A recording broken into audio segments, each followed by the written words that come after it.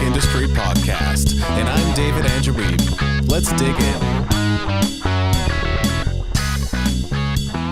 Thanks for joining me. Today I've got another incredible interview lined up for you, so why don't we get right into it. Today I'm joined by the founder of Musical You, Christopher Sutton. How are you today, Christopher? I'm very well, thank you, David. How are you doing? I'm great, thanks for asking. So to start things off, I wanted to ask, what is the concept behind Musical You, and what can people expect to learn on your website? So Musical You came out of my company called Easy Ear Training originally.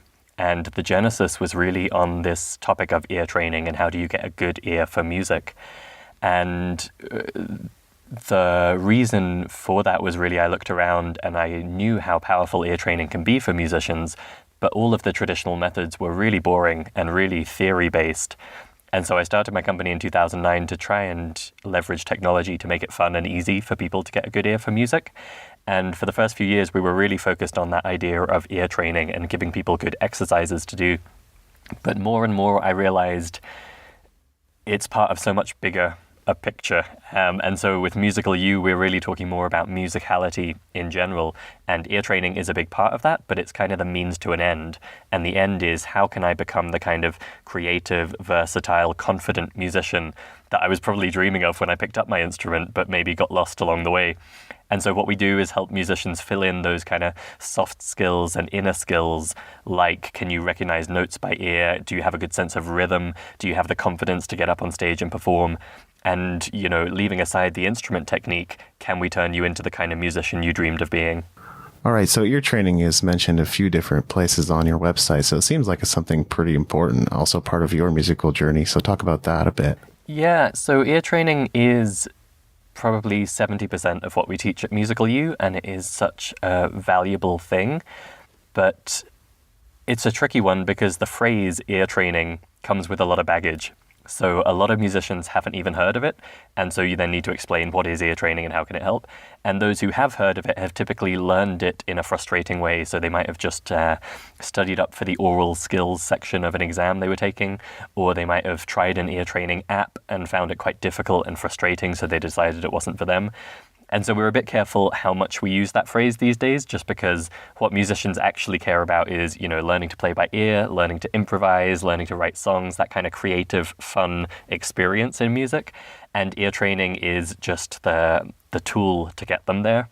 And so, yeah, at Musical You, we teach ear training in a particular way that gets away from some of that baggage and some of that tedium and frustration.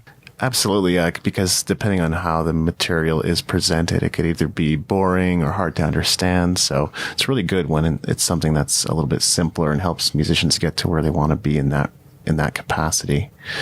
What tips do you have for someone looking to learn an instrument? That's a big question. So I think I see a lot of people making mistakes early on, and I think if you're in the hands of a skillful teacher, you can avoid a lot of those mistakes. But these days, it's so easy to learn online. I think there are a lot of self-directed learners who are making use of these fantastic resources online, but that leaves them open to not having the experience to kind of guide their journey. And so, for example, I'm a big proponent that the ear side of things should be part of your music learning from day one, really. This isn't an advanced skill that you get to when you're a master of your instrument already. This is really the heart of music making and feeling like you are a musician. So I think one tip I'd give is just, even if you are right at the beginning stage picking up a new instrument, don't assume that playing by ear is something you need to be gifted to do, or improvising is an advanced thing for jazz musicians only. You know, if you want to enjoy making music and if you want to feel like you are a natural in music, there are things you can do from the very beginning alongside learning, you know, where to put your fingers on the guitar fretboard or the keyboard that can really transform the experience you have of learning music. And I have found some people do really well with the self-directed learning side of things, but then I would say the overwhelming majority really kind of need a lot of direction to help them get to where they want to go. So those are some really good points. On your website, it says you'd rather spend your time creating resources for musicians than getting up on stage and performing. And in some ways, I'm the same way. So what have you found to be some of the things musicians struggle with and need to learn most? For me, it comes down to these inner skills. I think we have a really fantastic tradition in the US, the UK, Australia of how do you learn the instrument. And if you want to learn, to play chords on guitar or learn classical piano or learn slap bass technique, you can take tutorials or you can take lessons with a teacher. And it's a fairly proven path. You'll have your ups and downs. It does take hard work. It does take persistence. But the instrument technique side of things, I think, is fairly well covered. And that's really why with Musical You, we focus on what I feel is so often neglected, which is, do you really understand what you hear in music? Do you understand what you're playing on the guitar, piano, bass? And, can you choose what notes to play rather than only ever being able to play what you've carefully practiced from sheet music or tab? And so the resources I get excited about creating are ones which show people in a fun and engaging way that they do have what it takes to be creative in music and be expressive and kind of feel ownership of the music they're playing rather than just feeling a bit like a robot who sometimes makes mistakes, which I think is unfortunately the position a lot of people get to if they just focus on the instrument technique. Yeah, that is so important, being able to express yourself creatively and improvising. And I was fortunate to have developed those skills pretty early on in my development. But unless you're regularly jamming or getting in front of an audience in situations where you have to play something or perform, then you may not get there as quickly. So those are valuable skills. For sure. And I think the other thing to keep in mind is that there's just such a mindset barrier for a lot of musicians. We have this cultural idea of talent and whether you have a gift for music. And for a lot of people, that means they never even consider improvising or learning to write songs because they feel like, I tried it once and it didn't work, therefore I'm not talented. And this comes up a lot with singing too. People think they just can't sing. And the reality is all of this stuff is learnable. And you need to kind of break past that emotional barrier and understand that it's not a question of I have it or I don't. It's all stuff that you can learn with the right resources and the right guidance and a bit of hard work and persistence. You create a lot of content, including articles and training modules for Musical You. And as I understand it, you're also answering questions for the community. So as an experienced content creator myself, I know how easy it can be to spread yourself too thin, even if you enjoy the process. Have you encountered any challenges connected to creating and delivering regular content? That's a great question. It has been challenging at times. I think in a way I was lucky because, just to give a bit of background, I discovered this thing called ear training only in my 20s when I'd already been a musician for 10 or 15 years. And so when I started my company, I was very conscious that I knew a reasonable amount and I knew enough to kind of guide the company. But there were only so many articles I really felt expert enough to write. And so from almost the beginning, I was hiring music educators much more experienced than myself to create content for our website. And so there was still, the kind of editing and formatting and marketing work to be done that fell on my shoulders. But it was a kind of a collaborative thing from the beginning. And I have over the years written articles, and at this point I'm the host of our podcast, the Musicality Podcast, and that is very much on me to create that content. And likewise with the training modules inside Musical You, a lot of them I was writing and creating training tracks and developing the interactive widget to test you on your skills and all of that. So it's kind of fluctuated over the years, but I do have to certainly give credit at this point to my team that helped me. We have a content editor, an assistant content editor, a communications manager. And so we're only able to publish at the volume we do because I have that team around me, and a lot of the raw material isn't coming from me, and a lot of the important legwork of turning it into a publishable thing is also not on me. Right. So there's two things there. Probably one is be careful not to burn out as you're creating that content. The second thing is have a great team, if that's a possibility, to help you put it all together. Depends a lot on your brand. I've always been careful not to turn into kind of a guru brand. There are a lot of companies where it is one figurehead, and if you follow my 3-step plan, you can be just like me. We are not that at all. Like I don't hold myself up as the perfect example of what you can achieve. I'm more of a coach or a guide, and that gives me a lot more flexibility to build the brand independent of me. And so while I enjoy creating the content and I enjoy putting myself in there as part of the company, it's not always on me to be the the head on camera or the author of the article. So that gives, I think, a lot more flexibility. I remember you talking about that on the blog as well. And I think it is very important to be clear on your intentions as well as what people are buying into when they come to the community or the website. Is it you that are buying into, or are they buying into more the idea of sharing ideas and concepts with each other? So I like that a lot. And it's just about positioning, understanding where you stand in the grand scheme of things. We sometimes geek out about this on the podcast. So what tools and apps do you use to run your business? Ooh, we are going to have to geek out. So if I think about my day-to-day, we're definitely a Google Apps company in the sense that we use Gmail for all of our email. We use Google Drive for file storage. We use Google Calendar. But on top of that, we're heavy users of Trello.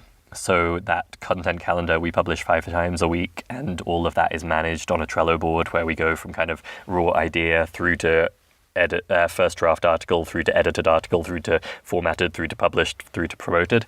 And we have a similar thing for the podcast to make sure everything, gets out on time, and there's a place to discuss each item in a dedicated area without having 1,000 emails going back and forth. So Trello's fantastic for that publishing side of things, and also for some of the product development at Musical U, what modules do we have on the way, what bugs need fixing, all of that kind of stuff.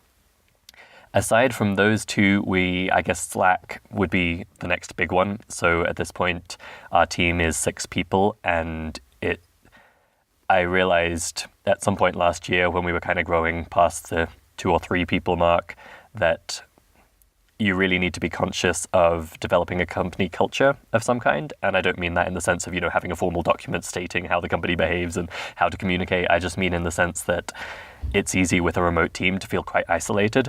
And that's fine, everyone can independently feel okay with that, but it means you don't kind of get the water cooler chit chat. You don't get to know people on a personal level that you're working with.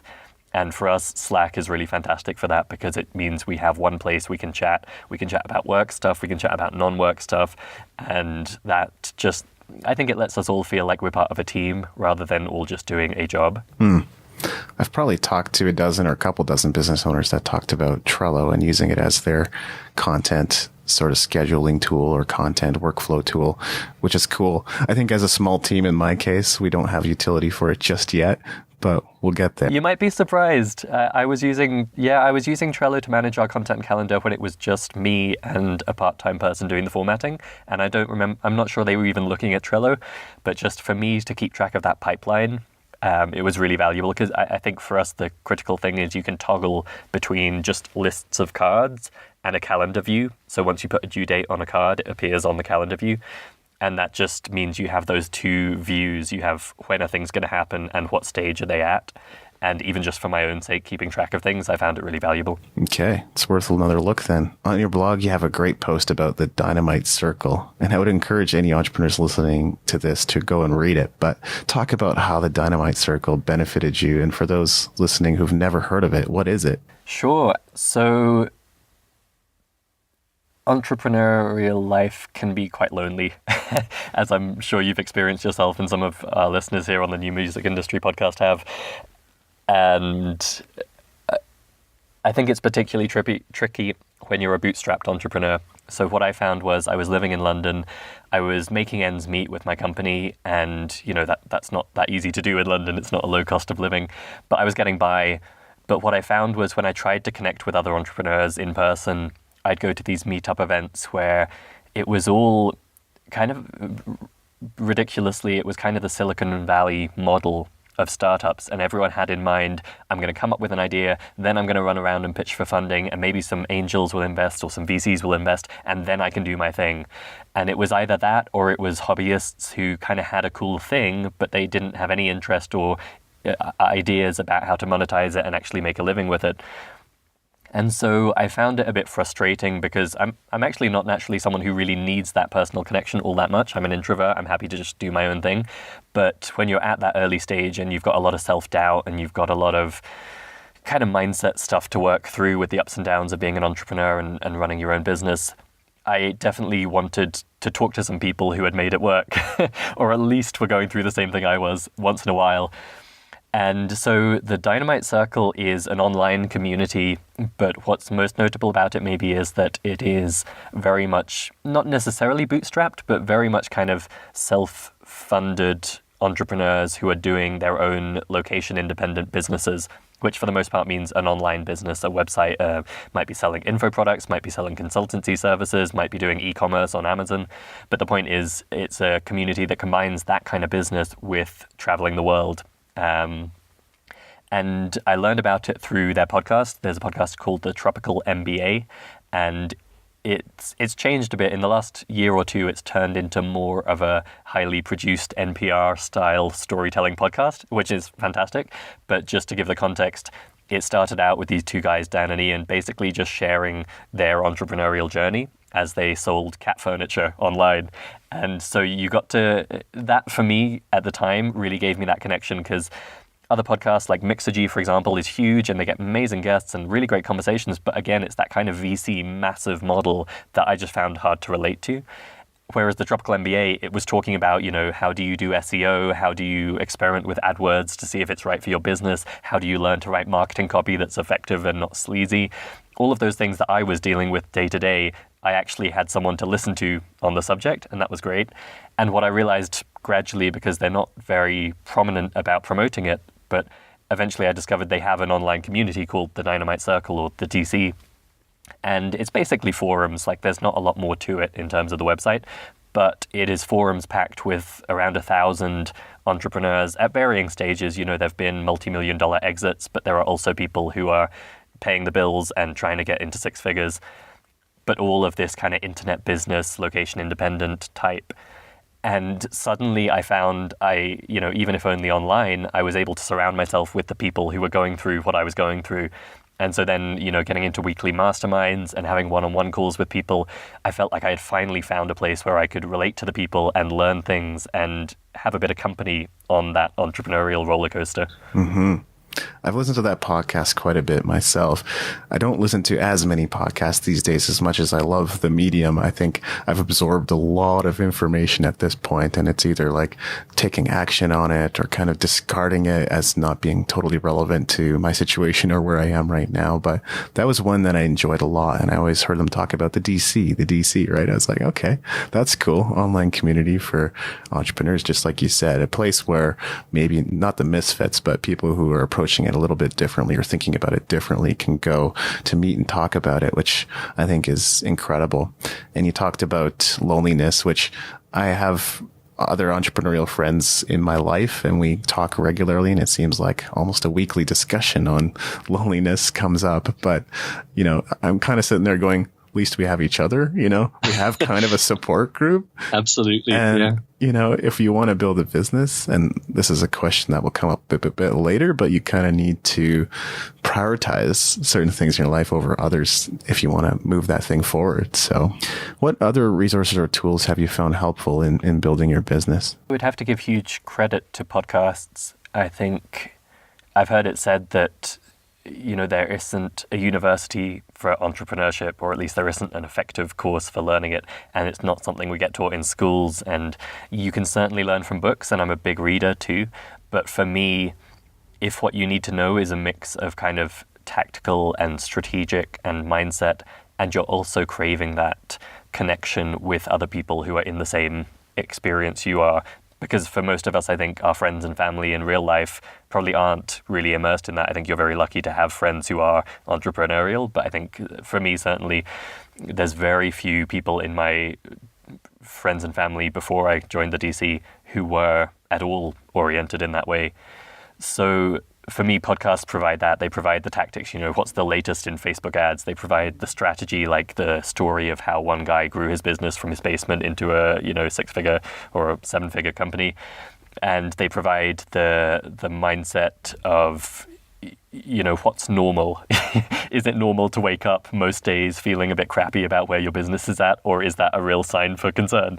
Is it normal to be 3 years in and still just scraping by? Or does that mean you're on completely the wrong path? That kind of thing. As much personal development as you do, I think it's still useful to have those kind of benchmarks of what is if not normal, at least acceptable. What you should consider is tolerable and what should be a warning sign for you in terms of mindset and how you're getting on with your business. Yeah, those are such huge questions and ones that people don't always get to ask. And I love what you said about not being a formula for entrepreneur. I mean, I've seen some of the courses out there.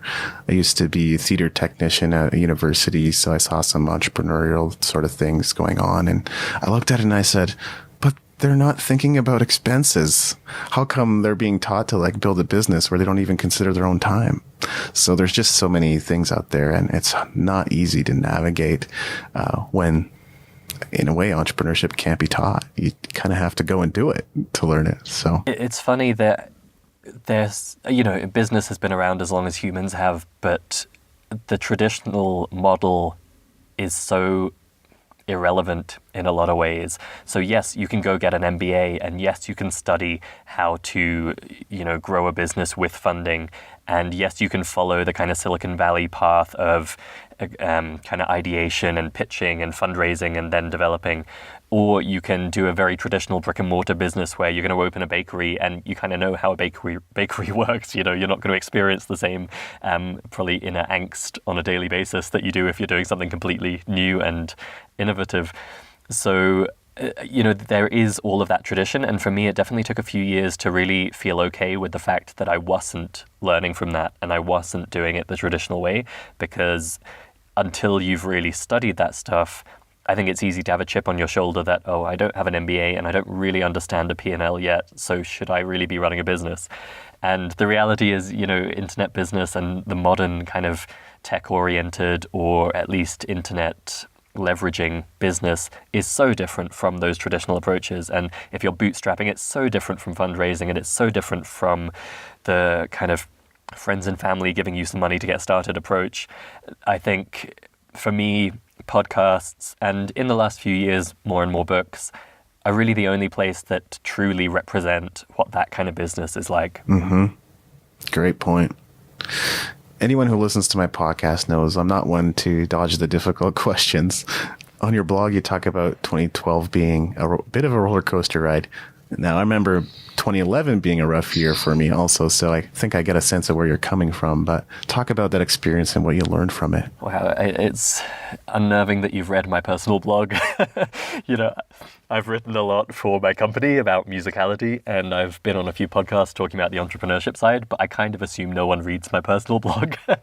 So in 2012, if I'm remembering the timeline correctly, it was a really tough year emotionally for me in my business. At that point, I had been running for a few years. I had had a couple of really successful iPhone apps, and that had brought in some money. But I was living in London, so there was a lot of financial pressure. And I was, like I said before, I was hiring people from the outset. I was hiring freelancers to help with creating content and stuff that I wasn't skillful enough to do myself. And so it meant I felt guilty anytime I took money out of the business, which meant I didn't have much of a salary for myself. And I had come from a pretty well-paid job in audio R&D, working for a company in Cambridge. And I had kind of jumped ship from a potentially very successful career trajectory and very financially rewarding career trajectory. So I was always faced with that question of, am I doing something really stupid here when I should have just stayed in a day job and had that nice salary that would give me a comfortable life? So I was kind of grappling with that, and I'd had, I suppose, enough success to convince me there was the potential to do great things. And I certainly still really had that emotional drive for the mission. I looked around and I was so frustrated that so many musicians gave up because they felt they weren't talented, or they felt bored and frustrated because they never discovered they could learn to play by ear. And the stuff I saw when I looked around online was still so backwards and lacking. And there were only a few websites, and I'd like to think ours was included, that really showed people a better way to do it. So I kind of had that conflict of feeling like it's not going so well, but I really want it to work. And so in 2012, I went through an accelerator program, and this is probably a good example of where the mold just doesn't quite fit. So this was a very well-respected program in London. It's called Accelerator Academy, and although it didn't work great for me, I wouldn't have a bad word to say about it. It's a very successful program for a lot of people who go through it. but it's geared towards kind of transforming a business from the early concept stage through to where you can go out and pitch for funding, mostly from angel investors rather than VC. And for me, it was super valuable because in 8 or 12 weeks, we kind of ticked all the boxes of the traditional stuff. Like, what traditionally should you know about marketing? What traditionally should you know about branding? What traditionally does it mean to run your finances for your company? So it was kind of a masterclass in the traditional way of doing things. And to their credit, you know, it's not completely backwards brick and mortar stuff. Like, they're very tech savvy and internet aware. But still, the teaching I got was filling in that bit that I'd missed out on in terms of traditional MBA type business training. So it was a really useful course, but I got to the end and I kind of realized I didn't want funding, which sounds funny to say, but having worked up my business plan and my slide deck and prepared a pitch and done a pitch a couple of times and sat down one-on-one with a few investors, I realized in my heart I was a bootstrapper. Like, I didn't necessarily want to be answerable to someone else, but more than that, I knew there was still a lot of risk in my business and I hadn't quite figured things out yet. And I just didn't feel comfortable gambling with someone else's money. Like, even if you're very upfront about what stage you're at, it's a very different thing to get up each day and be like, oh, I'll try this out. Maybe it'll work, maybe it won't. It's my salary on the line. Compared with, I've taken, however many thousands of pounds from these investors, I better make sure we turn a profit by the end of the year, or I better make sure we get to break even. And I just realized, like, that, given the amount of experimentation I knew I still needed to do, I did not want to be at that funded stage and answering to investors who were very much focused on the financials. So it was a bit of a brutal year just because I kind of put my heart and soul into this particular trajectory only to realize it wasn't working out. And at the same time, I was kind of scraping by, doing a bit of consultancy to pay the bills, and still just heart and soul committed to this mission. And so I think for any entrepreneur, when you pursue a big project like that and realize it's not going to work out, that causes a lot of kind of self-doubt and anxiety and stress. So I think that's probably where I was at when I wrote that blog post. I once invested in a company with the model that you just described, basically a startup that was being funded by outside sources or other business owners. And I invested in it, and I was sort of an honorary founder, but sort of not.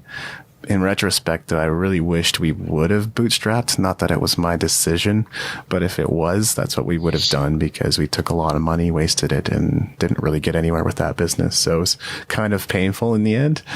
But, you can't bat 1,000 in investing. That's just the reality of it. In connection with the last question, talk about entrepreneurial depression and what we can do to cope with it. Yeah.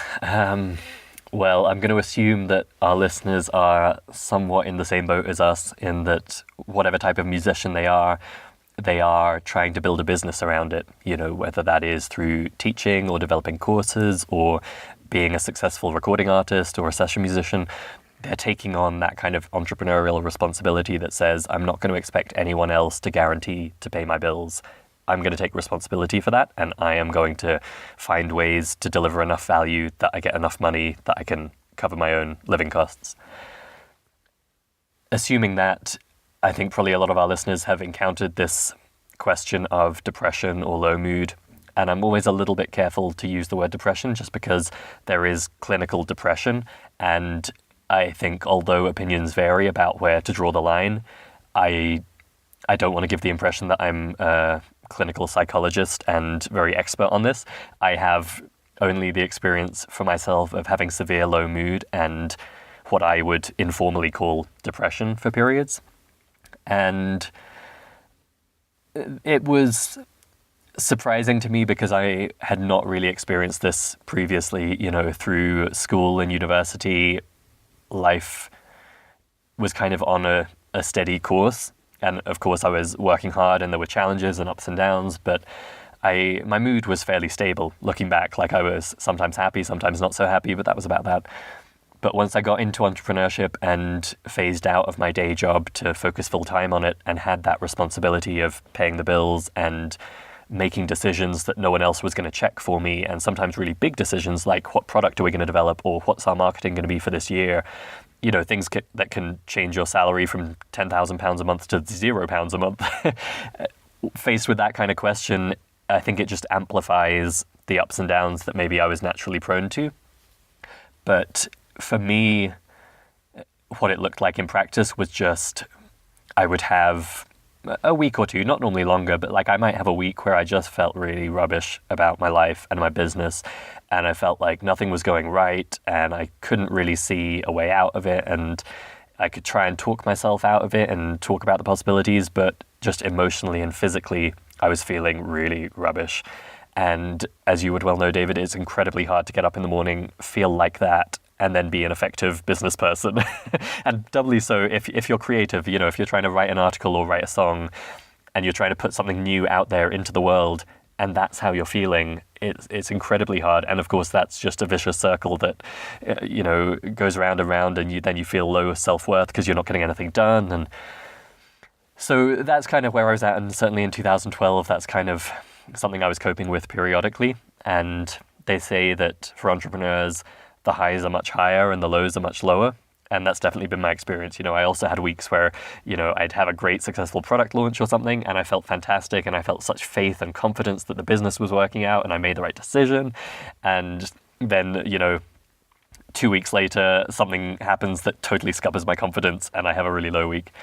So for me, I guess if I can offer any advice on the topic, there are two major things. One is personal development and mindfulness meditation were a huge thing for me. So I don't think I'd ever given any credibility to personal development books and teaching up until I became an entrepreneur, because I hadn't really needed to.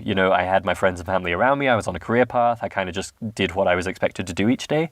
But when you're out in that wilderness of anything is possible, but anything can happen, I realized quite quickly if I was going to be effective each day, I really needed to self-manage in a way I'd never needed to before. And personal development, stuff like affirmations and goal setting and weekly check-ins of how you're doing and what you're working on, all of that kind of stuff, it's so important for an entrepreneur, and it just transformed my ability to function reliably. And mindfulness meditation in particular was a big part of that, just learning to be self-aware and understand that the thoughts that pop into your head aren't always true and aren't always helpful, and gaining the ability to see the thought come and decide for yourself whether to give it any time and energy. That made a really big difference to how well I was able to manage my mood. So that for me was a huge thing. And yeah, something I'd encourage anyone listening to get involved with, even if it seems a bit cheesy or woo-woo. That was definitely transformational for me. And I think the other thing I'd say is just, my company is at a pretty good stage now, and certainly we haven't achieved all I want to. But in the last couple of years, I've reached a size where the financials are a lot more predictable. And that has also made a huge difference. To not have the money going up and down the way my mood was has just let me be a lot more relaxed and kind of take things as they come and have a bit more confidence that my company is going to be around next month and next year, even if this project doesn't work out. And so I'd just say, you will get to that stage if you persist where some of that burden is lifted. And there's still, all of that intense self-pressure to achieve and make it the most it can be. But at the same time, it doesn't have to be, oh crap, I'm overdrawn again, everything is terrible, I'm going to fail. You do reach a stage where things become a bit more stable. And that for me has also really helped with controlling the mood. Those are some great tips. I also recently wrote an article on music industry how-to called How to Deal with Depression as a Musician. This was a deeply personal piece. So if that's something that might appeal to you, I would definitely encourage the listeners to go and have a read of that. And like you say, there is a difference between, let's say, common circumstantial depression and clinical depression. And I'm not a psychiatrist or psychologist myself. So yeah, and it's a tricky one because I think it's really tough for entrepreneurs to admit. And what I've liked seeing is since 2012, and even around that time, we were starting to finally see people admit that they felt low mood and informally that they were depressed. And I think because there is the very serious clinical depression, and because as a society we're not very good at acknowledging mental health issues don't reflect on your character or your ability or who you are as a person. They are an illness of types. I've really valued that people are stepping forwards and saying, you know, this is actually a normal part of entrepreneurship and it's something you can cope with and there are strategies you can use to help you through it. Awesome. That's great. And this is kind of a selfish question because this is something I think about too. But what are some of the challenges of balancing your music and business life? Or what are the challenges of them being so interconnected? I think the main challenge for me is that trying to run a successful business takes most of your time. And, you know, even if you're working smart and trying to, you know, apply 80-20 and make sure all of your time is put to maximum use and maximum effectiveness, you know, the 4-hour work week is not a reality for most people. And even the author, Tim Ferriss, would say, you know, it's about efficiency. It's not about literally working 4 hours a week.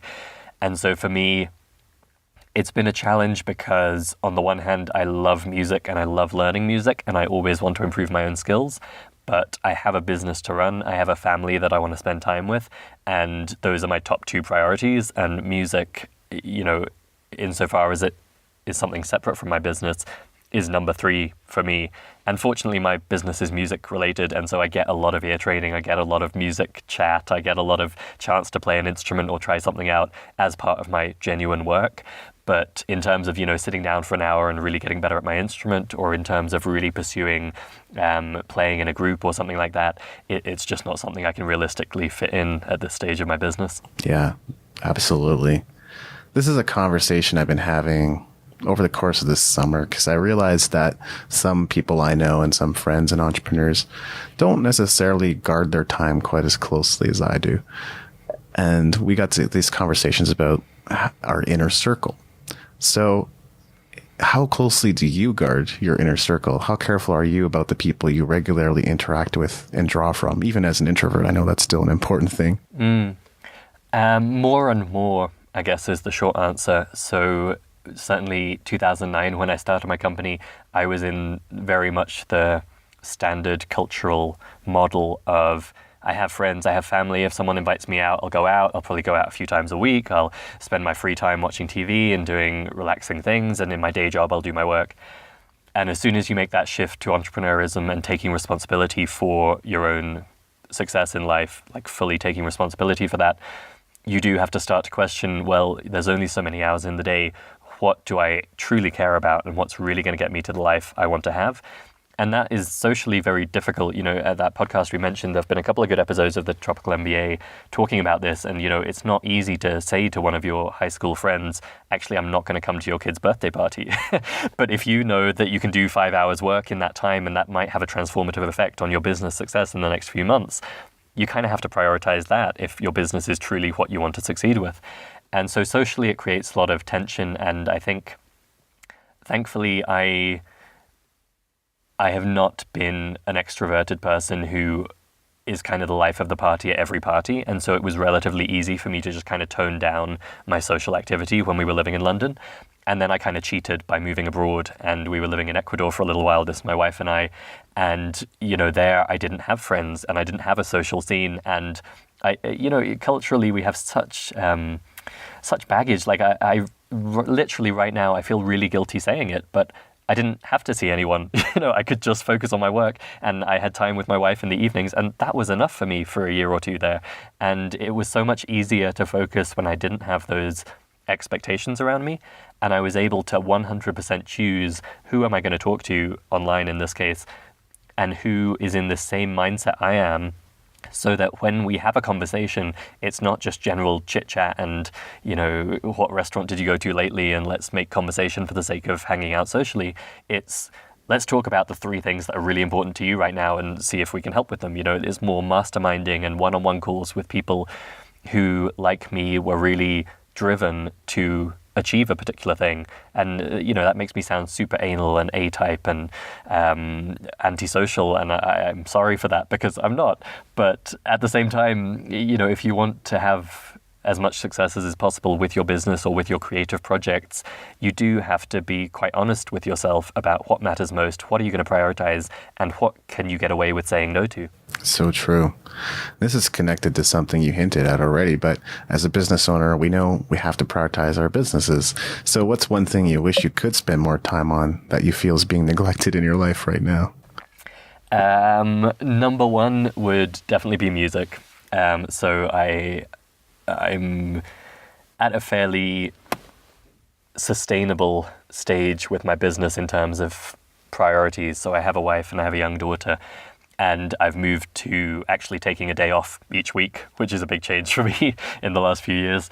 And also just kind of cutting loose at 6:30 each evening so that I can spend time with my daughter before she goes to bed. And so that kind of gives a structure to my life that automatically allocates my time pretty well to keep those two priorities top. But if I had an extra day of the week, it would be music day. I love learning new instruments. I've been playing bass this year and taking lessons with an online teacher, and that's just been so much fun for me. And I wish I had more hours each day just to put into that. And yeah, I think there's other things. I'm living in Mexico City at the moment, and my Spanish is conversational, but it could be a lot better. And I wish I was better at Spanish, and my workouts are really important to me, but at the moment they're crammed into 30 minutes at the start of each day, and that's all I have time for, and that's fine and it's sustainable. But if I had extra time, I'd love to be doing more serious training on that front.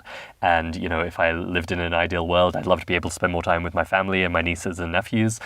So there's always that laundry list that you feel guilty for not spending enough time on. And, laundry list is maybe not the right term, but there's a big list of things you really actually care about a lot. But there's only so many places at the top of that list, and there's only so many hours in the day. I personally know entrepreneurs who want both a successful business and an incredible lifestyle. And you would think that's every entrepreneur, but it's not. Some people want it more than others to be able to have that flexibility. Some people just want to be serial entrepreneurs. I do believe this is possible to achieve, but getting there can take time and patience. What is your advice to someone who wants to build a business but also live free? I'm hesitating because it's an important question. I think there's a couple of business coaches I really put stock in, and one is Dan Sullivan of The Strategic Coach, and he says that the primary driver for an entrepreneur is freedom. They want, more. They want full freedom to do what they want to do in life. And the second is Tim Conley, and he used to run the Foolish Adventure podcast and now has a great coaching program.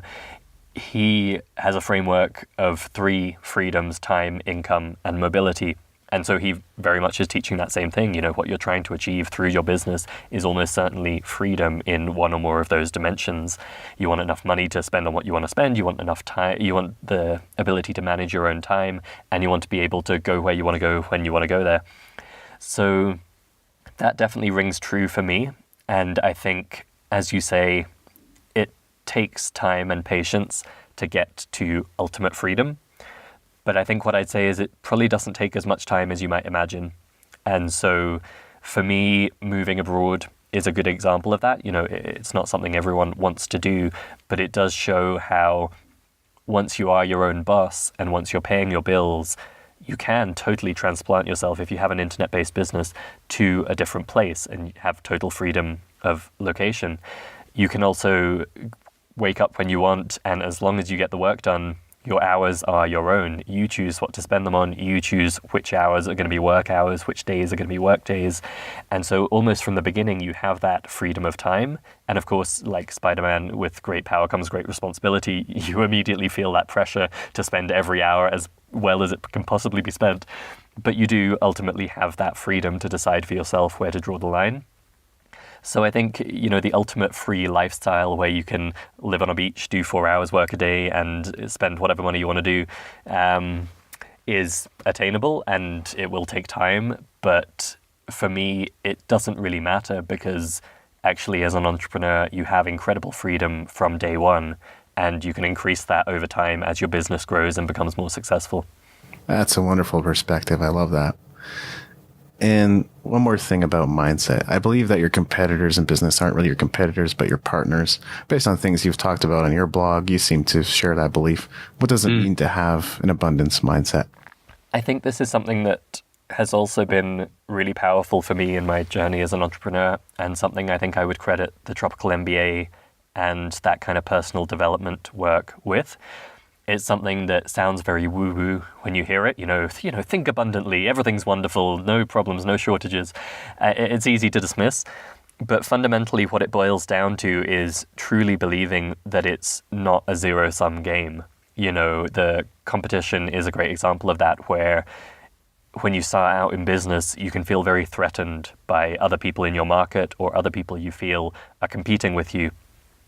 But the reality is, to get concrete, I know that even if someone comes to Musical U, joins, has a fantastic experience training their musicality, and we're providing them with all they could possibly want, they're going to buy other products. They're going to buy music magazines. They're going to buy little apps for their iPhone. That's just the nature of the world. And it means buying my thing doesn't mean they're not buying a competitor's or vice versa. It literally is not a zero-sum game. Yes, they have a limited amount of money to spend on their hobby and there are restrictions, but over the course of their life, they might buy every product out there. And once that clicked for me, and once I realized that I don't gain anything by taking that scarcity mindset of worrying of someone else taking my stuff, or there isn't enough to go around, or I'm not going to get everything I need, and shifted to an abundance mindset of there is plenty to go around. Me getting something doesn't mean someone else doesn't, or vice versa. We can all win, and the way to do that is more through collaboration than competition. Once that clicked in my head, A, I felt a lot less stressed and anxious, and B, I was able to have much greater success. It's not just a woo-woo, wouldn't it be nice to feel this way thing. It is a very practical approach to business that leads to much greater success for everyone involved. This has been an amazing conversation, and I knew it would be based on the research I was doing on you. So thank you so much for being on the show. Is there anything else I should have asked? No, I just say a big thank you. I'm a listener of the New Music Industry podcast and a reader of the Music Entrepreneur HQ blog. So it's a real pleasure to be here with you today, David. And thank you for the opportunity to have this conversation and share some ideas with your audience. Yeah, it's been great chatting with you. Thank you so much for your generosity. Thanks for listening. Make sure to go to musicentrepreneur.hq.com for show notes and other goodies, and leave us a review in iTunes to help us spread the word.